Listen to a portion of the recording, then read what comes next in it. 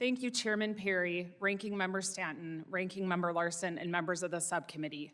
I'm pleased to be here today to discuss the future of federal property. There is a unique opportunity right now to transfer the federal government's footprint.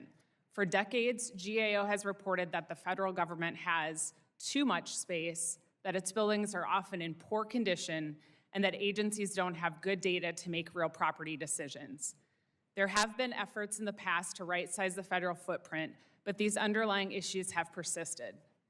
Agencies have often been too slow to shed unneeded space, and when they have, it has been challenging to do so.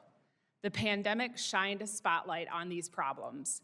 In response, Congress and the executive branch have taken actions that have generated significant momentum for transforming federal real property management.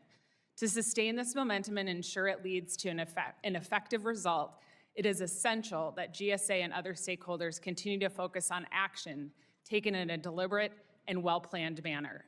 Doing so could generate substantial savings for the American taxpayer while mitigating the risk of costly mistakes and mission impacts. GSA's Public Building Services, or PBS, will be key to how well this transformation plays out over the next several years.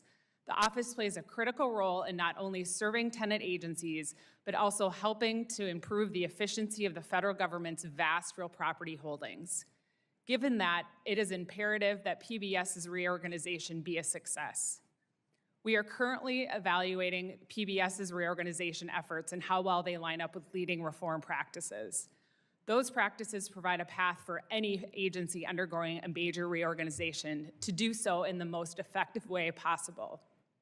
These practices will be particularly important for PBS given the significant staff and leadership turnover it has had this year. We plan to issue the results of our evaluation with recommendations in early 2026. In conclusion, right-sizing the federal government's real property holdings is long overdue.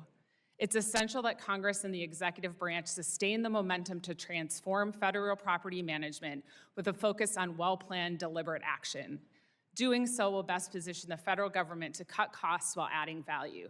This will help ensure agencies have the right space to successfully carry out their missions while achieving the most efficient and effective result for the American taxpayer.